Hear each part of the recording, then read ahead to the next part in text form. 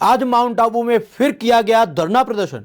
सारे महात्मा आए हरिद्वार से और भी भगत लोग आए थे और एसडीएम ऑफिस में किया गया धरना और मांग की हमें न्याय चाहिए।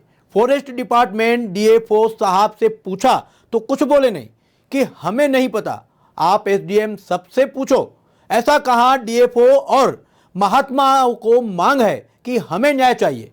सरकार से भजन लाल जी, राजस्थान से मंत्री से की मांग रखी कुमार माउंट आबू ने। भारत राज्य में राम बोलने के लिए परमिशन की जरूरत पड़ रही है जब राम होगी हमारी, बोलो। और प्रधानमंत्री इससे शर्म वाली बात और कुछ भी नहीं है। क्या केंद्र में भगवा, राज्य में भगवा और संतों की भूमि जी आबू, जब भी राम के लिए परमिशन चाहिए, मुझे परमिशन मिलेगी जब राम नाम बोल पाओगे। बोलो, भारत देश के शर्म आ रही है। मैं हिंदू राष्ट्र की बातें करते हो और हिंदू राष्ट्र बनाएंगे। जो भी हमारे दूसरे फॉरेस्ट है वहाँ पे जो भी है 91 का आप नोटिस देते हो, तो यहाँ भी आप नोटिस दे दो ताकि ये तो पता चले कि ये हजारों सालों से, सैकड़ों सालों से ये स्थान है और यहाँ ये बैठे हुए हैं। नोटिस दो, हम कानूनी कार्रवाई करेंगे, उस पर न्यायालय की शरण में जाएंगे। आप, मैंने कहा, किसी को नोटिस भी नहीं दे रहे हो, बिना नोटिस दिए इस तरीके की कार्रवाई कर रहे हो, इसको हम सहन नहीं करेंगे। इस तरीके का, मैंने कहा, आपके कर्मचारी आके आपको भी बिना संज्ञान में दिए जाके इस तरीके की हरकत करते हैं, रामधुन को रुकवाते हैं, तो ये तो मैंने कहा अनीति और अधर्म है।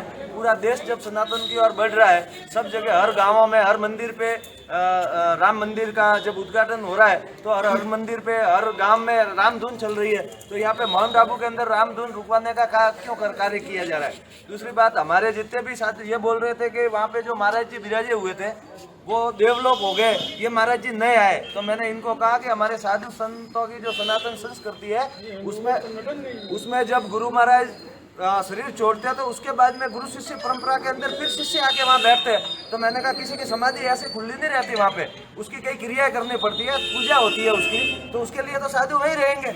तो कुछ बातों पे हमारी सहमति बनी है, कुछ पे लिखित में मिलेगा और कुछ में मौखिक बातें हुई है। अब जब प्रोसीडिंग हमारे पास में आएगी तब पता चलेगा कि इन्होंने किन किन बातों पे सहमति दी है। अगर हम सब साधु संतों से, धर्म प्रेमियों से उस पर चर्चा करेंगे, सब जने अगर उसको एक्सेप्ट करते हैं तो हम हाँ भरेंगे, नहीं तो फिर आगे की रणनीति बनाएंगे। वो सबके लिए वो लिखित में जो भी उनके प्रोसीजर है, वो प्रोसीजर में लिखित में हमारे को दे रहे हैं और सभी संत महात्मा शांति से बैठे, ऐसा उनका भी कहना है। और रामधुन और लाइट वापस चालू करवाए दी जाए। कुलदीप जी आश्वासन दिया है लाइट और रामधुन चालू हो जाएगी। आपके लिए आबू पर्वत है, हमारे लिए आबू राज्य, और जब आपका फॉरेस्ट नहीं बना उससे पहले से हमारे साथ ही सब यहाँ पे विराजमान। इस तरीके का मैंने आपके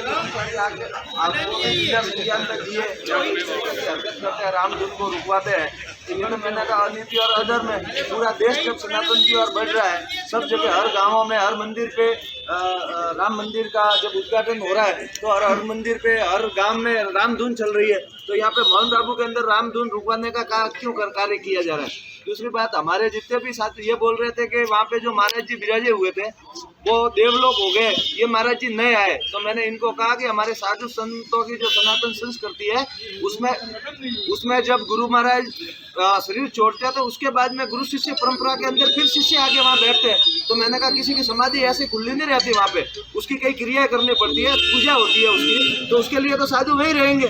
तो कुछ बातों पे हमारी सहमति बनी है, कुछ पे लिखित में मिलेगा और कुछ में मौखिक बातें हुई है। अब जब प्रोसीडिंग हमारे पास में आएगी तब पता चलेगा कि इन्होंने किन किन बातों पे सहमति दी है। अगर हम सब साधु संतों से, धर्म प्रेमियों से उस पर चर्चा करेंगे, सब जने अगर उसको एक्सेप्ट करते हैं तो हम हाँ भरेंगे, नहीं तो फिर आगे की रणनीति बनाएंगे।